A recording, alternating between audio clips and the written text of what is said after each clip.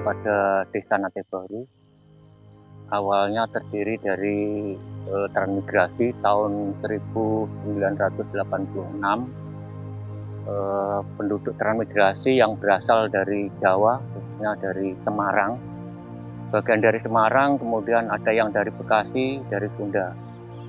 200 kakak bersamaan dengan ditambah dengan penduduk lokal yang dulunya memang bertempat tinggal di desa ini. Desa Naté Baru awalnya namanya Kedipi. Jadi setelah desa persiapan, kemudian kita gabung dengan Desa Naté Raya untuk membentuk suatu desa. Kemudian tahun 1996 itu diadakan pemilihan kepala desa. Jadi untuk Desa Kedipi bergabung dengan Pangkalan 5 Duaki.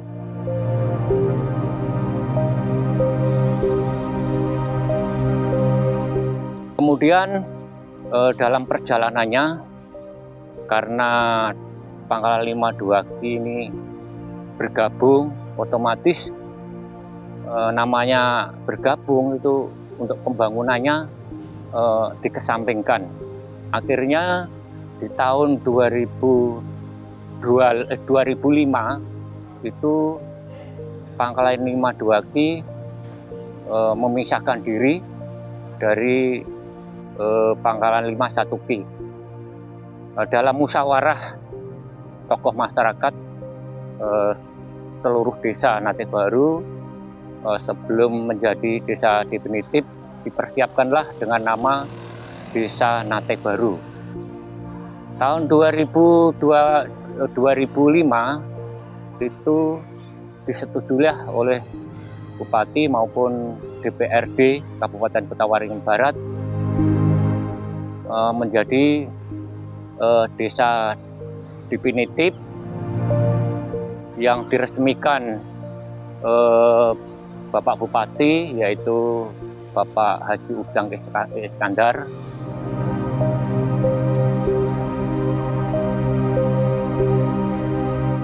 Awalnya terus terang saja untuk Desa Naté Baru ini kehidupan sehari-harinya itu pada waktu saya datang ke sini itu memang sangat ekonominya sangat rendah sekali, minim, pembangunannya belum ada sama sekali. Tapi saya bertekad untuk memajukan desa ini, untuk mengejar ketertinggalan dengan desa-desa yang lain. Alhamdulillah perjuangan saya pada waktu itu, semua program yang ada di Dinas Pertanian, Dinas Perkebunan itu semuanya masuk, termasuk kebun karet, kebun sawit, itu saya genjot besar-besaran, sehingga 3 tahun kemudian untuk kebun sawit ini sudah mulai mengangkat ekonomi masyarakat. Kemudian kebun karet itu kurang lebih kalau tidak salah itu hampir 300 hektar itu dari Dinas Perkebunan. Baik ini yang karet okulasi maupun yang seling. Itu memang saya akui perhatian dari dinas terkait untuk memajukan Desa Naté Baru ini. Nah, kemudian selanjutnya untuk kegiatan sehari-hari masyarakat Desa Naté Baru ini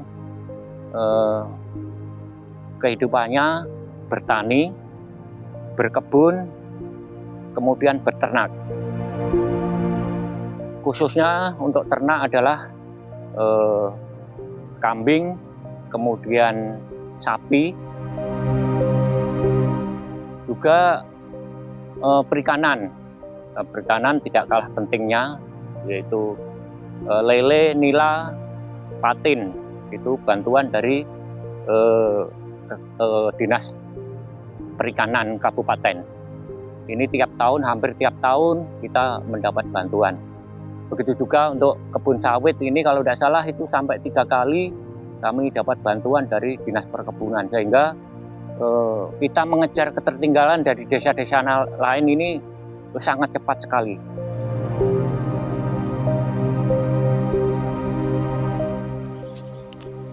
Salah satu potensi yang sedang diperdayakan di Desa Natai Baru untuk meningkatkan pendapatan masyarakat.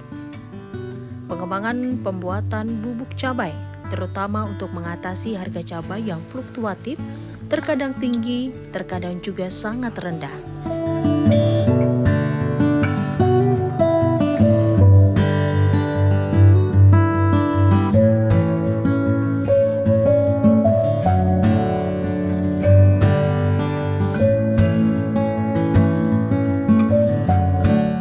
Di bawah gabungan kelompok tani Rukun Mulia, di saat harga cabai mulai rendah, para kelompok tani mengolah cabai hasil panennya untuk dibuat produk cabai bubuk.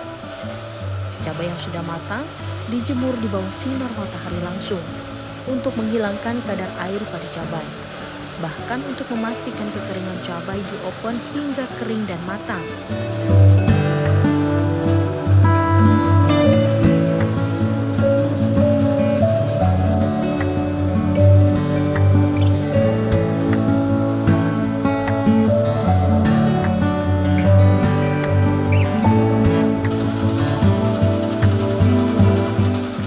Menjaga sterilisasi, karena bagian dari produk makanan saat pengolahan petugas melengkapi diri dengan alat pelindung diri. Selanjutnya, cabai kering akan dilakukan penggilingan hingga mendapatkan bubuk cabai kering.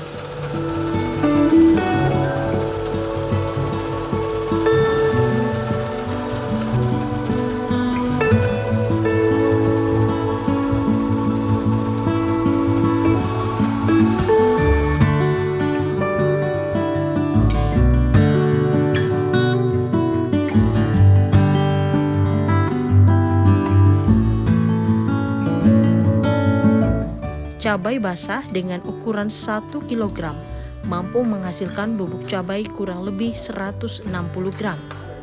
Kelompok tani ini juga sudah memiliki brand lokal dengan nama Boncana dengan berat bersih perkemasan cabai bubuknya 20 gram.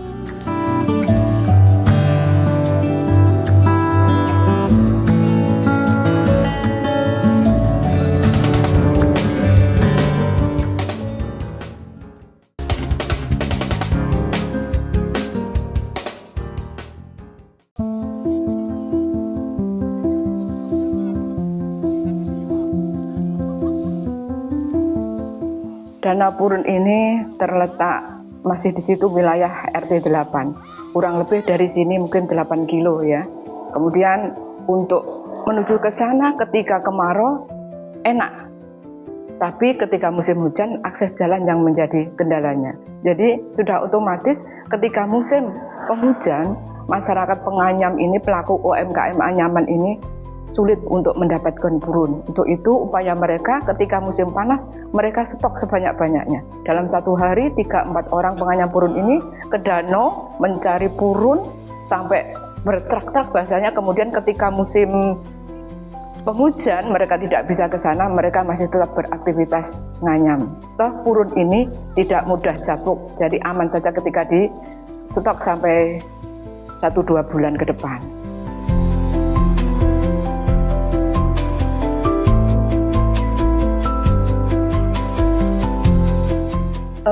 Untuk menjaga kelestarian daripada potensi purun ini, pemerintah desa menjadikan Danau Purun itu sebagai hutan kemasyarakatan. Sehingga untuk pengurusan perizinannya saat ini sudah di Kehutanan Dinas Kehutanan Pusat.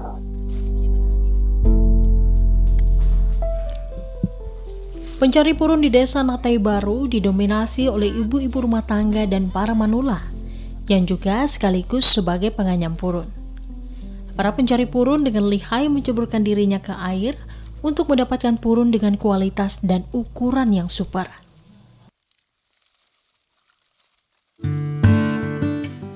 Desa Natai Baru ini memiliki potensi yang luar biasa dengan luasan kurang lebih 300 hektar yang selama ini dimanfaatkan masyarakat sebagai bahan anyaman. Adapun produk-produknya ada tikar, tas, kemudian tempat tisu, sendal, dan lain-lain.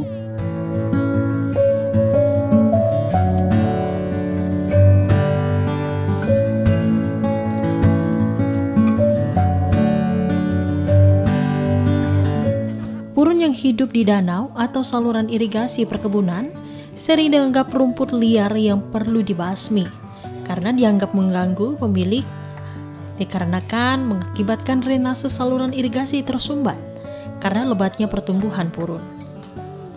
Ibu-ibu pencari purun selain juga mencari untuk kebutuhan anyamannya sendiri, biasanya juga mencari untuk dijual ke sesama penganyam. Dikarenakan letak habitat purun yang memiliki kualitas bagus dan panjang yang sesuai untuk anyaman semakin jauh dari perumahan warga, sehingga akan sulit waktu dan biaya perjalanan kalau purun hanya didapatkan sedikit.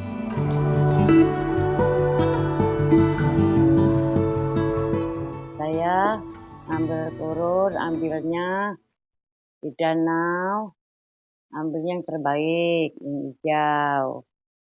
Kalau yang busuk kan dibuang. Kalau sudah habis ngambil kan dipotong. Habis dipotong kan kasih tanah, baru dijemur. Habis dijemur kan baru dikasih pakai ditumbuk. Ditumbuk kan anyam. Dikasih tanah itu supaya dia nggak hancur, ditumbuk itu, diinjak-injak. Supaya dia nggak remuk kan. Jadi kelihatannya kan baik karena tumbuk itu. Kalau enggak diinjak, dia remuk, ditumbuk. Ya untuk ini, seperti ini, anyamnya. Mungkin ada dia keras, enggak bisa dianyam. Enggak ditumbuk dulu, keras dia. Enggak bisa rapi seperti ini dia kita manuknya. Kalau ini kan agak lembut. Kalau sudah ditumbuk, ya paling di 2 hari sudah bisa dipakai, sudah bisa ditumbuk. Ya kadang-kadang kan anak kebun, habis pulang anak kebun kan kerja ini, ekonomi kan. Kadang-kadang bantu, kadang-kadang enggak. Kerjaan ini kah? Ya kadang-kadang kan nambah, kadang-kadang kan nurun. Kadang-kadang kalau seperti ini dapatnya cuma 2. Kalau 1 hari itu. Ya tergantung pesanan orang berapa dan nerima kan, pamannya 25, 30. Makanya kita kan kalau langsung manukan ini terus kita cuma dapat 2 ini. Nggak cukup kan hari-hari, nggak di samping kerja lain. Kalau ini kan pesanan orang nih kan 200 biji ini nih. 200 biji pesanan orang. Dalam sebulan tuh kalau ini orang banyak atau 1? Ibu sendiri paling dapatnya 40.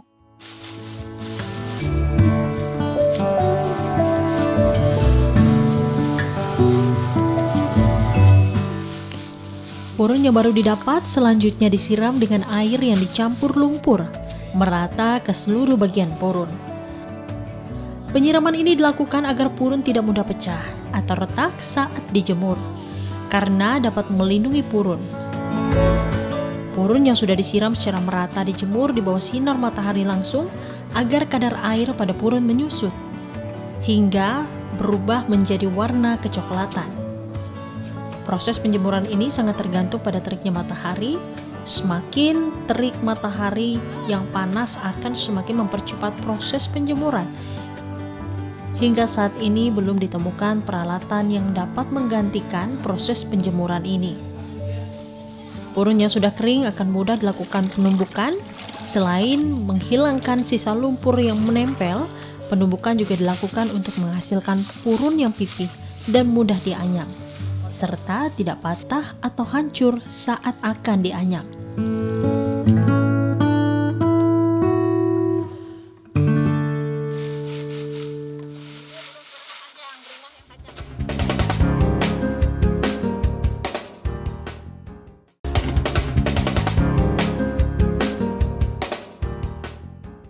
Kami sehari-harinya pekerja anyaman purun dari purun. Perharinya kami bisa mendapatkan dua biji ini satu hari. Sehari-harinya kami perrajin purun, anyaman purun. Satu harinya satu orang dapatnya 2 biji ini, 2 biji tas per hari. Kalau sehari-harinya yang ada juga yang pengepun, ada juga yang sehari ini. Yang utama saya sendiri mulai ini sehari-harinya. Melainkan kalau udah pulang kerja sore mulai turun anyaman. Anggotanya 23. Itu kalau pembagian uangnya gini, dapatnya per orang berapa, dapatnya orang 10, ya hasil sendiri. Juga bagi rata enggak. Pokoknya dia banyak dapat ininya beda juga. Jadi saya ngambil per biji satu sama kelompok ini. Misalnya dapatnya 200 biji. Berarti kan kalau harganya 30 dari sana saya ngambil masuk kasnya 2.500. Alhamdulillah kalau pendapatan semasa ada anyaman kami bisa terbantu ekonomi kami. Ya kadang-kadang ada bagian yang ngambil, misalnya mereka yang ngambil, kami beli ke mereka. Kadang-kadang juga mereka yang ikut nganyam. Satu ikatnya yang udah ditumbuk itu 25 per ikat. Kalau bikin tas ini ya mungkin dapat 10. Kalau tikat cuma satu lembar. Kalau ditikarkan. Ya bikin itu ya topi, tas, tikar, kayak besek. Ya tergantung pesanan orang pesan apa gitu. Kami bikin. Ya dulu pernah juga sampai 200 biji ini kayak nganyam. Ya kadang-kadang cuma ada yang 50, ada yang 75. Kalau pemasarannya kan ini kan kadang-kadang orang mesan aja. Orang mesan ambil sini. Kalau untuk sementara pemasaran itu belum ada.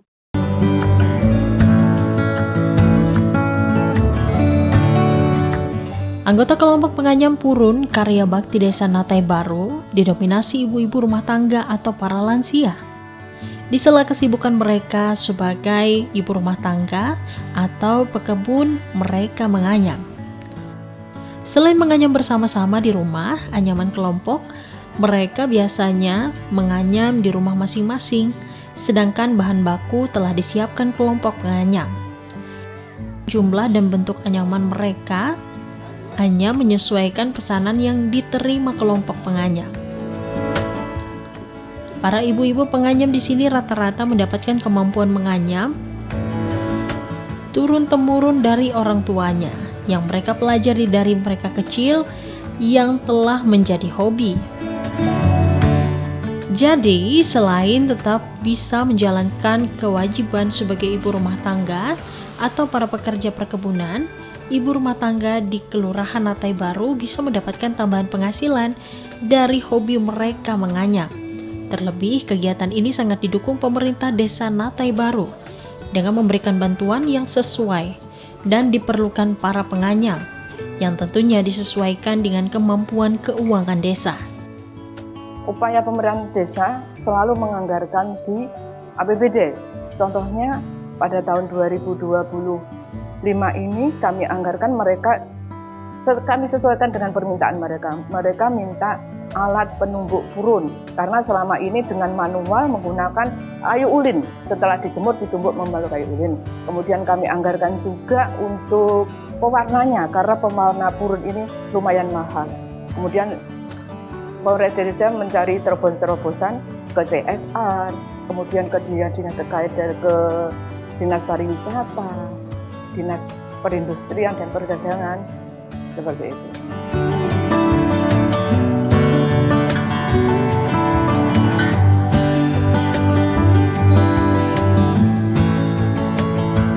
Untuk melestarikan kebudayaan menganyam, kelompok penganyam Karya Bakti juga mulai memberikan pelatihan kepada para anak-anak usia sekolah dasar maupun sekolah menengah yang memiliki bakat dan minat untuk menganyam. Karena proses menganyam memang tidak hanya sekedar ketelatenan, akan tetapi juga perlu bakat dan minat yang terus dipupuk. Meskipun jumlah anak-anaknya tidak banyak, tetapi para penganyam berharap dari yang sedikit itu dapat menularkan ke teman sebaya untuk bersama melestarikan budaya menganyam.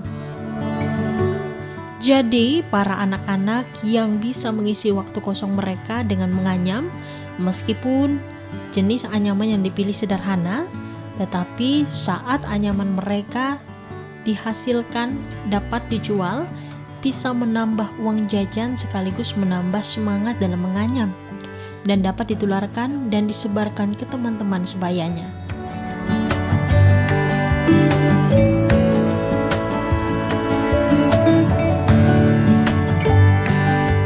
Kami membantu pemasarannya, termasuk menghubungi dari dinas-dinas terkait.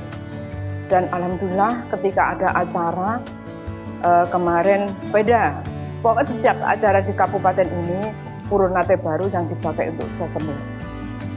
Kemudian kami berupaya untuk ini ke Shopee juga, membuat akun di Shopee untuk pemasarannya. Kemudian di BUMDes, itu upaya kami untuk membantu pemasaran mereka.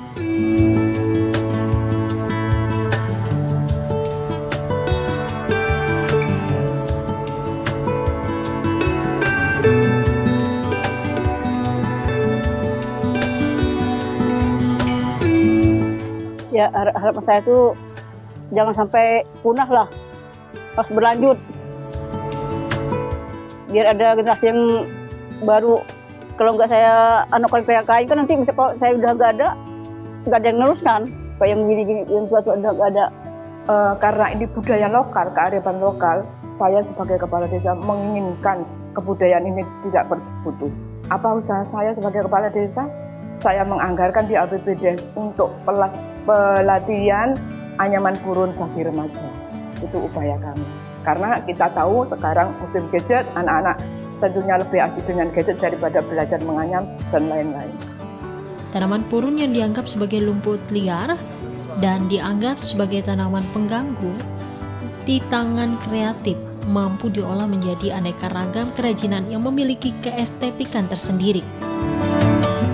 Terlebih saat menjadi aneka ragam karya, mampu meningkatkan harga jual purun. Bukan sekedar rumput liar, tetapi juga karya seni yang memiliki harga tinggi.